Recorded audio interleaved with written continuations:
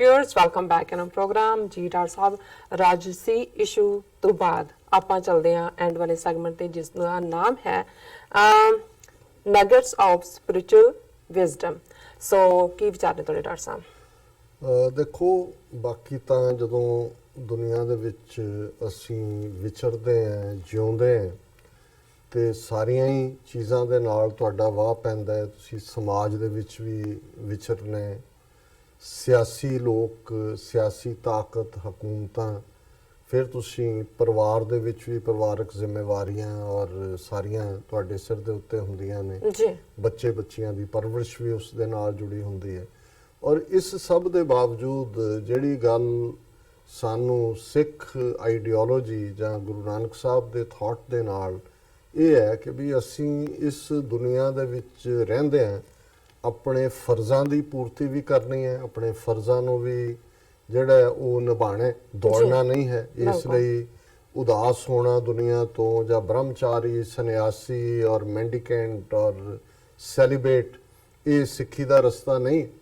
ਪਰ ਇਸ ਸਾਰੇ ਦੇ ਵਿੱਚ ਰਹਿੰਦੇ ਆ ਤੁਸੀਂ ਇਹਦੇ ਵਿੱਚ ਖਚਤ ਵੀ ਨਹੀਂ ਹੋਣਾ, ਗਲਤਾਨ ਵੀ ਨਹੀਂ ਹੋਣਾ, ਜਿਸ ਨੂੰ ਗੁਰੂ ਨਾਨਕ ਸਾਹਿਬ ਨੇ ਫਰਮਾਇਆ ਸੀ ਕਿ ਜੈਸੇ ਜਲ ਮੈਂ ਕਮਲ ਨਿਰਾਲਮ ਮੁਰਗਾਈ ਨੈਸਾਣੇ ਸੁਰਤ ਸ਼ਬਦ ਭਵ ਸਾਗਰ ਤਰੀਏ ਨਾਨਕ ਨਾਮ ਵਖਾਣੇ। ਕਿ ਜਿਸ ਤਰ੍ਹਾਂ ਲੋਟਸ ਫਲਾਵਰ, ਕਮਲ ਦਾ ਫੁੱਲ ਚਿੱਕੜ ਦੇ ਵਿੱਚ ਹੁੰਦਾ ਹੈ, ਪਾਣੀ ਦੇ ਵਿੱਚ ਹੁੰਦਾ ਹੈ, ਪਰ ਉਹ ਇਹਦੇ ਬਾਵਜੂਦ ਚਿੱਕੜ ਉਹਦੇ ਜਿਹੜੀਆਂ ਖੰਭਾਂ ਨੂੰ ਨਹੀਂ ਲੱਗਦਾ ਹੈ, ਉਸ ਦੀਆਂ ਪੈਟਲਸ, ਉਹ ਪੱਤੇ ਉਸ ਤੋਂ ਉੱਪਰ ਹੁੰਦੇ ਨੇ, ਉਹ ਆਪਣਾ ਵਿਰਸਾ, ਆਪਣਾ ਜਿਹੜੀ ਹੈ ਖੂਬਸੂਰਤੀ ਨਹੀਂ ਛੱਡਦਾ ਹੈ।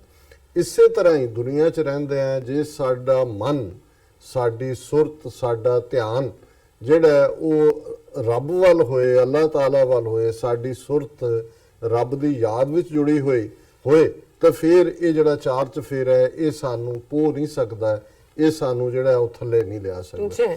ਔਰ ਅੱਜ ਜਿਵੇਂ ਕਿ ਸੋਮਵਾਰ ਦੇ ਪ੍ਰੋਗਰਾਮ 'ਚ ਅਸੀਂ ਭਾਈ ਗੁਰਦਾਸ ਜੀ ਜਿਹੜੇ 400 ਸਾਲ ਪਹਿਲਾਂ ਬਹੁਤ ਵੱਡੇ ਸਿੱਖੀ ਦੇ ਸਕਾਲਰ ਹੋਏ ਨੇ, ਉਹਨਾਂ ਦੇ ਜਿਹੜੇ ਖਾਸ ਤੌਰ ਤੇ ਬ੍ਰਿਜ ਭਾਸ਼ਾ ਜਿਹੜੀ ਇਹ ਜ਼ਬਾਨ ਇਸ ਹਾਰਟਲੈਂਡ 'ਚ ਜਿਹੜਾ ਜਿੱਥੇ ਇਹ ਸਾਰੇ ਡਾਇਲੈਕਟ, ਉਦੋਂ ਕੋਈ ਹਿੰਦੀ ਇੱਕ ਸਟੈਂਡਰਡ ਜ਼ਬਾਨ ਨਹੀਂ ਸੀ ਜਿਹੜੀ ਬਾਅਦ 'ਚ 19ਵੀਂ ਸਦੀ 'ਚ ਬਣੀ। ਸੋ ਬਹੁਤ ਸਾਰੀਆਂ ਜਿਹੜੀਆਂ ਸਕਾਲਰਲੀ ਕੰਪੋਜੀਸ਼ਨਸ ਨੇ ਉਹ ਬ੍ਰਿਜ ਭਾਸ਼ਾ 'ਚ ਹੁੰਦੀਆਂ ਸੀ, ਔਰ ਇਹ ਸਵਈਆ ਉਹਦੀ ਇੱਕ ਫਾਰਮ ਹੈ ਉਸ ਪੋਇਟਰੀ ਨੂੰ ਕਹਿਣ ਦੀ।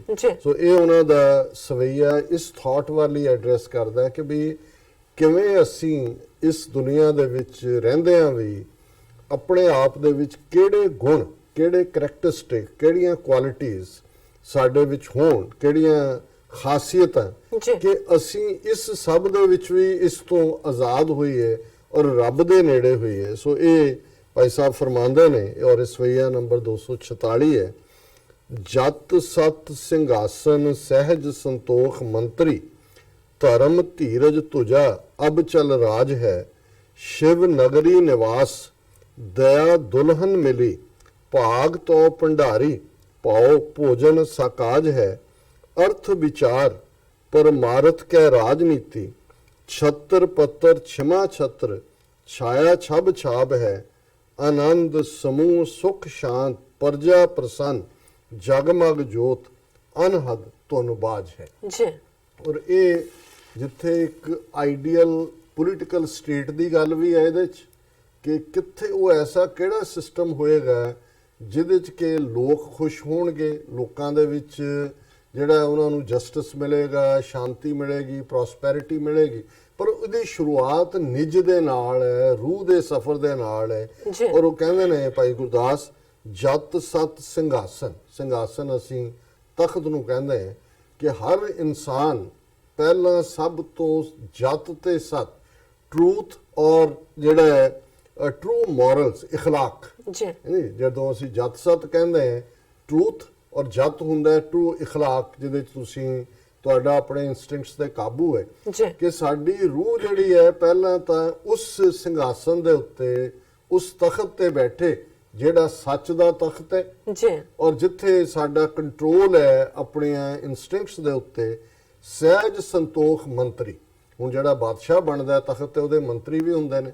ਸੋ ਦੂਸਰੇ ਜਿਹੜੇ ਇਸ ਸਾਡੇ ਸੱਚ ਔਰ ਇਖਲਾਕੀ ਉੱਚਤਾ ਦੇ ਤਖਤ ਤੇ ਬੈਠ ਕੇ ਸਾਡੇ ਮੰਤਰੀ ਕਿਹੜੇ ਹੋਣ, ਸਹਿਜ ਤੇ ਸੰਤੋਖ। ਸਹਿਜ ਹੈ ਪੇਸ਼ੈਂਸ, ਜੀ। ਸੰਤੋਖ ਹੈ ਕੰਟੈਂਸ਼ਨ। ਇਹ ਗਰੀਡ ਦਾ ਆਪੋਜ਼ਿਟ ਹੈ ਕਿ ਅਸੀਂ ਸਹਿਜ ਦੇ ਵਿੱਚ ਹੋਈਏ, ਪੇਸ਼ੈਂਸ 'ਚ ਹੋਈਏ ਔਰ ਸੰਤੋਖ। ਇਹ ਸਾਡੇ ਉਸ ਸਿੰਘਾਸਨ ਦੇ ਉੱਤੇ ਜਿਹੜਾ ਸਾਡੀ ਰੂਹ ਬੈਠੀ ਆ ਉਹਦੇ ਮੰਤਰੀ ਹੋਣ। ਧਰਮ ਧੀਰਜ ਤੁਜਾ ਅਬ ਚਲ ਰਾਜ ਹੈ। ਹੁਣ ਤੁਜਾ ਕਹਿੰਦੇ ਨੇ ਫਲੈਗ ਨੂੰ। ਜੀ। ਝੰਡਾ ਕੀ ਹੋਏ? ਧਰਮ ਧੀਰਜ। ਧੀਰਜ ਦੇ ਵਿੱਚ ਰਹਿਣਾ, ਹਰ ਚੀਜ਼ ਨੂੰ ਸਬਰ ਦੇ ਨਾਲ, ਦੁੱਖ ਸੁੱਖ ਨੂੰ ਜਿਹੜਾ ਉਹ ਸਹਾਰਨਾ, ਇਹ ਸਾਡਾ ਝੰਡਾ ਹੋਏ। ਅਬ ਚਲ ਰਾਜ ਹੈ। ਔਰ ਇਹ ਜਦੋਂ ਜਤ ਔਰ ਸਤ, ਟਰੂਥ, ਰਾਈਟੀਅਸਨੈਸ, ਸਬਰ, ਸੰਤੋਖ, ਇਸ ਸਾਰੇ ਦਾ ਜਿਹੜਾ ਰਾਜ ਹੋਏਗਾ, ਅਬ ਚਲ ਰਾਜ ਹੈ, ਇਹ ਫਿਰ ਸਾਨੂੰ ਕਦੇ ਹਿੱਲਣ ਨਹੀਂ ਦੇਗਾ। ਜਿੰਨੇ ਮਰਜ਼ੀ ਟੈਂਪਟੇਸ਼ਨਸ ਹੋਣ, ਜਿੰਨੀਆਂ ਮਰਜ਼ੀ ਦੁਸ਼ਵਾਰੀਆਂ ਜ਼ਿੰਦਗੀ ਦੇ ਵਿੱਚ ਆਣ, ਅਸੀਂ ਉਸ ਚੋਂ ਡਿੱਗਾਂਗੇ ਨਹੀਂ। ਇਹ ਫਿਰ ਇਟਰਨਲੀ ਅਸੀਂ ਉਸ ਰੱਬ ਦੇ ਨਾਲ ਜੁੜ ਜਾਂਦੇ ਹਾਂ। ਸ਼ਿਵ ਨਗਰੀ ਨਿਵਾਸ ਦਇਆ ਦੁਲਹਨ ਮਿਲੀ, ਭਾਗ ਪੋ ਭੰਡਾਰੀ ਭਾਉ ਭੋਜਨ ਸਾਕਾਜ ਹੈ। ਹੁਣ ਹਿੰਦੂ ਮਿਥਿਹਾਸ ਦੇ ਵਿੱਚ ਇਹ ਹੈ ਕਿ ਜੀ ਸ਼ਿਵ ਨਗਰੀ ਦੇ ਵਿੱਚ ਸ਼ਿਵ ਜੀ ਵਸਦੇ ਨੇ, ਜਿੱਥੇ ਕਿ ਸਭ ਪੀਸ ਹੈ। ਪਰ ਗੁਰੂ ਸਾਹਿਬ ਨੇ ਫਰਮਾਇਆ ਵੀ ਨਹੀਂ, ਇਹ ਜਿਹੜੀ ਸ਼ਿਵ ਨਗਰੀ ਹੈ ਤੁਹਾਡੇ ਅੰਦਰ ਬਣ ਜਾਂਦੀ ਹੈ ਜਦੋਂ ਤੁਸੀਂ ਉੱਪਰ ਵਾਲੇ ਗੁਣ ਜਿਹੜੇ ਬਿਆਨ ਕੀਤੇ ਨੇ ਉਹ ਧਾਰਨ ਕੀਤੇ ਨੇ। ਦਇਆ ਦੁਲਹਨ ਮਿਲੀ। ਹੁਣ ਜਦੋਂ ਰਾਜਾ ਵੀ ਆ ਗਿਆ, ਰੂਹ ਰਾਜਾ ਹੈ, ਤੇ ਉਹਦੀ ਕੋਈ ਦੁਲਹਨ ਵੀ ਚਾਹੀਦੀ ਹੈ, ਕੁਈਨ ਵੀ ਚਾਹੀਦੀ ਹੈ। ਤੇ ਕੁਈਨ ਜਿਹੜੀ ਹੈ ਉਹ ਦਇਆ, ਕੰਪੈਸ਼ਨ। ਤੌਲ ਧਰਮ ਦਇਆ ਕਾ ਪੂਤ। ਕਿ ਜਿਹੜਾ ਧਰਮ ਹੈ ਉਹ ਤਾਂ ਕੰਪੈਸ਼ਨ ਚੋਂ ਪੈਦਾ ਹੁੰਦਾ ਹੈ, ਰਹਿਮ ਚੋਂ ਪੈਦਾ ਹੁੰਦਾ ਹੈ। ਜੇ ਤੁਹਾਡੇ ਅੰਦਰ ਰਹਿਮ ਨਹੀਂ ਹੈ, ਫਿਰ ਤੁਸੀਂ ਬਾਕੀ ਜਿੰਨੇ ਮਰਜ਼ੀ ਡਰਾਮੇਬਾਜ਼ੀਆਂ ਕਰੋ, ਉਹਦਾ ਕੋਈ ਮਤਲਬ ਨਹੀਂ ਹੈ। ਔਰ ਗੁਰੂ ਸਾਹਿਬ ਨੇ ਇਸ ਸੱਚ ਦੇ ਸਿੰਘਾਸਨ ਦੀ, ਇਹਨੂੰ ਭਾਈ ਗੁਰਦਾਸ ਜੀ ਨੇ ਜਿਹਨੂੰ ਦੁਲਹਨ ਕਿਹਾ, ਉਹ ਇਨਫੈਕਟ ਕੰਪੈਸ਼ਨ ਹੈ ਕਿ ਵੀ ਇਹ ਦਇਆ ਦੁਲਹਨ ਮਿਲੀ। ਫਿਰ ਇਹ ਤੁਹਾਡੇ ਅੰਦਰ ਦਇਆ ਜਿਹੜੀ ਹੈ ਉਹ ਕੁਈਨ ਵਾਂਗ ਹੈ। ਭਾਗ ਤੋਂ ਭੰਡਾਰੀ ਭਾਉ ਭੋਜਨ ਸਕਾਜ ਹੈ। ਔਰ ਫਿਰ ਭਾਗ ਤੋਂ ਭੰਡਾਰੀ ਕਿ ਇਹ ਤੁਹਾਡਾ, ਹੁਣ ਸ਼ਿਵ ਜੀ ਨੂੰ ਇਹ ਵੀ ਮੰਨਿਆ ਜਾਂਦਾ ਹੈ ਕਿ ਜੀ ਉਹ ਹਰ ਇੱਕ ਤੱਕ ਅੰਨ ਪਹੁੰਚਾਉਂਦਾ, ਉਹ ਭੰਡਾਰੀ ਹੈ। ਗੁਰੂ ਸਾਹਿਬ ਨੇ ਕਿਹਾ ਵੀ ਨਹੀਂ, ਇਹ ਤਾਂ ਫਿਰ ਰੱਬ ਦੇ ਉੱਤੇ ਤੁਹਾਡਾ ਯਕੀਨ ਹੁੰਦਾ ਹੈ ਕਿ ਰੱਬ ਜਿਹੜਾ ਹੈ ਉਹ ਤੁਹਾਨੂੰ ਰਿਜ਼ਕ ਦੇਣ ਵਾਲਾ, ਉਹ ਹਰ ਇੱਕ ਨੂੰ ਰਿਜ਼ਕ ਦਿੰਦਾ ਹੈ, ਹਰ ਇੱਕ ਤੱਕ ਉਹ ਰਿਜ਼ਕ ਪਹੁੰਚਾਉਂਦਾ ਹੈ। ਇਹ ਤੁਹਾਡੇ ਫਿਰ ਵੱਡੇ ਭਾਗ ਹੁੰਦੇ ਨੇ ਜਦੋਂ ਰੱਬ ਦੀ ਯਾਦ 'ਚ ਤੁਸੀਂ ਜੁੜਦੇ ਹੋ। ਭਾਉ ਭੋਜਨ ਸਾਕਾਜ ਹੈ। ਤੇ ਫਿਰ ਇਹ ਜਿਹੜੇ ਸਿੰਘਾਸਨ ਤੇ ਬੈਠੀ ਦਇਆ ਦੀ ਰਾਣੀ ਔਰ ਜਤ ਸਤ ਵਾਲਾ, ਉਹ ਭੋਜਨ ਕੀ ਕਰਦਾ ਹੈ? ਭਾਉ ਦਾ। ਭਾਉ ਕਹਿੰਦੇ ਨੇ ਪਿਆਰ। ਲਵ ਇਜ਼ ਦਾ ਫੂਡ। ਕਿ ਜਿਸ ਫੂਡ ਵਰਗਾ ਹੋਰ ਕੋਈ ਜਿਹੜਾ ਦੁਨੀਆ ਦਾ ਕੋਈ ਜਿਹੜੀ ਡੈਲੀਕੇਸੀ ਹੈ ਉਹ ਤੁਹਾਨੂੰ ਨਹੀਂ ਜਿਹੜੀ ਆ ਰਿਝਾ ਸਕਦੀ। ਇਹ ਜਿਹੜਾ ਭਾਉ ਭੋਜਨ ਸਾਕਾਜ ਹੈ। ਅਰਥ ਵਿਚਾਰ ਪਰਮਾਰਥ ਕੈ ਰਾਜਨੀਤੀ। ਹੁਣ ਜਿਹੜੀ ਤੁਸੀਂ ਰਾਜਨੀਤੀ ਕਰਨੀ ਹੈ ਇਸ ਸਿੰਘਾਸਨ ਤੇ ਬਹਿ ਕੇ, ਉਹ ਹੈ ਪਰਮਾਰਥ। ਪਰਮ ਦਾ ਅਰਥ ਹੁੰਦਾ ਹੈ ਦੂਜੇ ਦਾ ਭਲਾ, ਸਰਬੱਤ ਦਾ ਭਲਾ। ਇਹ ਤੁਹਾਡੇ ਅੰਦਰ ਜਿਹੜਾ ਅਰਥ ਵਿਚਾਰ ਜਿਹੜੀ ਤੁਹਾਡੀ ਹੈ ਉਸ ਦਾ ਤੁਸੀਂ ਪਰਮ ਅਰਥ ਕਰੋਗੇ।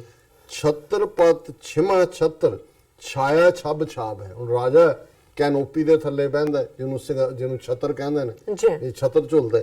ਤੇ ਗੁਰੂ ਸਾਹਿਬ ਕਹਿੰਦੇ ਨੇ ਕਿ ਛਿਮਾ ਕਹਿੰਦੇ ਨੇ ਫॉरगिवनेस ਨੂੰ, ਕਿ ਜਦੋਂ ਤੁਸੀਂ ਇਸ ਸਿੰਘਾਸਨ ਤੇ ਬੈਠ ਗਏ, ਦਇਆ ਦੀ ਰਾਣੀ ਹੈ, ਪਿਆਰ ਦਾ ਭੋਜਨ ਹੈ, ਔਰ ਫਿਰ ਜਿਹੜੀ ਹੈ ਤੁਸੀਂ ਜਿਹੜੀ ਤੁਹਾਡੀ ਕੈਨੋਪੀ ਹੈ ਜਿਹਦੇ ਥੱਲੇ ਤੁਸੀਂ ਬੈਠੇ ਹੋ, ਉਸ ਰਾਇਲ ਛਤਰੀ ਦੇ ਥੱਲੇ, ਉਹ ਛਤਰੀ ਤੁਹਾਡੀ ਖਿਮਾ ਦੀ ਹੋਣੀ ਚਾਹੀਦੀ, ਫॉरगिवनेस। ਇਹ ਤੁਹਾਡੇ ਇਹ ਟ੍ਰੇਟ ਕਰੈਕਟਰ ਹਰ ਇੰਡੀਵਿਜੂਅਲ ਚ ਹੋਣ। ਛਾਇਆ ਛਬ ਛਾਬ ਹੈ। ਫਿਰ ਇਸ ਛਤਰੀ ਦੇ ਥੱਲੇ ਰਹਿਣ ਵਾਲੇ ਜਿਹੜੇ ਨੇ ਖਿਮਾ ਦੀ, ਫॉरगिवनेस ਦੀ, ਹਰ ਕਿਸਮ ਦੇ ਜਿਹੜੀ ਆ ਉਹ ਸ਼ਾਨੋ ਸ਼ੌਕਤ ਉਹਨਾਂ ਨੂੰ ਮਿਲਦੀ ਹੈ।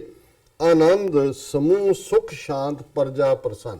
ਫਿਰ ਜਿਹੜਾ ਇਹੋ ਜਿਹਾ ਇੰਡੀਵਿਜੂਅਲ ਦੁਨੀਆ ਦੇ ਵਿੱਚ ਵਿਚਰਦਾ, ਉਸ ਨਾਲ ਜਿਹਦਾ ਵੀ ਸੰਪਰਕ ਹੁੰਦਾ ਹੈ ਉਸ ਨੂੰ ਉਹ ਸੁੱਖ ਦਿੰਦਾ ਹੈ, ਸ਼ਾਂਤੀ ਦਿੰਦਾ ਹੈ, ਸਾਰੀ ਪਰਜਾ ਮਾਨੋ ਪ੍ਰਸੰਨ ਹੁੰਦੀ ਹੈ। ਜਗਮਗ ਜੋਤ ਅਨਹਦ ਧੁਨ ਬਾਜ ਹੈ। ਤੇ ਉਹਦੇ ਅੰਦਰ ਫਿਰ ਜਿਹੜਾ ਅਨਸਟਰਕ ਮੈਲੋਡੀ ਹੈ, ਅਨਹਦ ਕਹਿੰਦੇ ਨੇ ਉਹ ਸ਼ਬਦ ਦਾ ਪੈਦਾ ਹੋਣਾ ਜਿਹੜਾ ਕਿਸੇ ਦੀ ਟਕਰਾਅ ਨਾਲ ਨਹੀਂ ਪੈਦਾ ਹੁੰਦਾ, ਕਿਉਂਕਿ ਹਰ ਚੀਜ਼ ਮਿਊਜ਼ਿਕ ਦਾ ਮਤਲਬ ਹੀ ਇਹ ਹੈ, ਤੁਸੀਂ ਹਾਰਮੋਨੀਅਮ ਵਜਾਉਂਦੇ ਹੋ, ਹਵਾ ਦਿੰਦੇ ਹੋ, ਉਹਦੀ ਆਵਾਜ਼ ਹੈ, ਪਾਣੀ ਚੱਲਦਾ ਹੈ, ਪੱਥਰਾਂ ਨਾਲ ਟਕਰਾਉਂਦਾ ਹੈ, ਉਸ ਦੀ ਕਲ ਕਲ ਦੀ ਆਵਾਜ਼ ਆਉਂਦੀ ਹੈ, ਔਰ ਦਰਖਤ ਝੂਲਦੇ ਨੇ, ਉਹਦੀ ਇੱਕ ਆਵਾਜ਼ ਹੈ। ਪਰ ਇਸ ਸਾਰੇ ਗੁਣਾਂ ਦੇ ਨਾਲ, ਖਾਸੀਅਤਾਂ ਦੇ ਨਾਲ ਜਿਹੜਾ ਇਨਸਾਨ ਫਿਰ ਜਿਉਂਦਾ, ਉਸ ਦੇ ਅੰਦਰ ਉਸ ਰੱਬ ਦੀ ਯਾਦ ਦਾ ਸਤਤ ਨਾਦ, ਉਹ ਲਫ਼ਜ਼, ਉਹ ਉਸ ਦੇ ਅੰਦਰ ਉਹ ਆਨੰਦ ਬਣ ਜਾਂਦਾ ਹੈ। ਜਗਮਗ ਜੋਤ ਅਨਹਦ ਧੁਨ ਬਾਜ ਹੈ। ਔਰ ਇਹੀ ਹੈ ਕਿ ਫਿਰ ਅਬ ਚਲ ਨਗਰ ਗੋਬਿੰਦ ਗੁਰੂ ਕਾ ਨਾਮ ਜਪਤ ਸੁਖ ਪਾਇਆ ਰਾਮ। ਸੋ ਇਹ ਫਿਰ ਅਬਚਲ ਨਗਰ ਬਣ ਜਾਂਦਾ। ਸੋ ਇਹ ਇਕੱਲਾ ਇੱਕ ਇੰਡੀਵਿਜੂਅਲ ਦੀ ਗੱਲ ਨਹੀਂ ਹੈ ਜੀ। ਇਹੀ ਅਲਟੀਮੇਟਲੀ ਪੋਲੀਟੀਕਲ ਸਟੇਟ ਦਾ ਵੀ ਕਨਸੈਪਟ ਹੈ ਜਿਹਦੇ 'ਚ ਕਿ ਇਹ ਸਾਰੇ ਟ੍ਰੇਟ ਹੋਣ ਔਰ ਲੋਕਾਈ ਸੁਖੀ ਵਸੇ। ਜੀ ਰਾਜ ਸਾਹਿਬ, ਤੁਹਾਡਾ ਬਹੁਤ ਬਹੁਤ ਸ਼ੁਕਰੀਆ। ਤੁਸੀਂ ਅੱਜ ਦੇ ਐਮੀ ਸ਼ੋ ਤੇ ਅੱਜ ਦਾ ਵਿਚਾਰ ਸਾਡੇ ਦਰਸ਼ਕਾਂ ਨਾਲ ਸਾਂਝਾ ਕੀਤਾ। ਇਸ ਨਾਲ ਆਪਣੀ ਵਿਊਅਰਸ ਕੋਲ ਲੈਣੀ ਇਜਾਜ਼ਤ। ਵਿਊਅਰਸ, ਸਾਡੇ ਪ੍ਰੋਗਰਾਮ ਦਾ ਸਮਾਂ ਇੱਥੇ ਸਮਾਪਤ ਹੁੰਦਾ ਹੈ। ਤੁਸੀਂ ਆਪਣੀ ਰਾਏ ਤੇ ਸੁਝਾਅ ਸਾਨੂੰ ਭੇਜਣਾ ਭੁੱਲਣਾ। ਸਾਡੇ ਇਸ ਪਤੇ ਤੇ SOS@tv4.tv ਤੇ ਅਸੀਂ ਆਪਣਾ ਪ੍ਰੋਗਰਾਮ ਲੈ ਕੇ ਫਿਰ ਦੁਬਾਰਾ ਹਾਜ਼ਰ ਹੋਵਾਂਗੇ। ਤਦ ਤੱਕ ਲਈ ਮੈਨੂੰ ਤੇ ਮੁੰਡਾਸਨ ਆ ਗਿਆ ਦੋ ਦੀ ਫਿਰ TV 84 ਬੁਲਾ ਦਿਓ ਫਤਿਹ। ਵਾਹਿਗੁਰੂ ਜੀ ਕਾ ਖਾਲਸਾ, ਵਾਹਿਗੁਰੂ ਜੀ ਕੀ ਫਤਿਹ।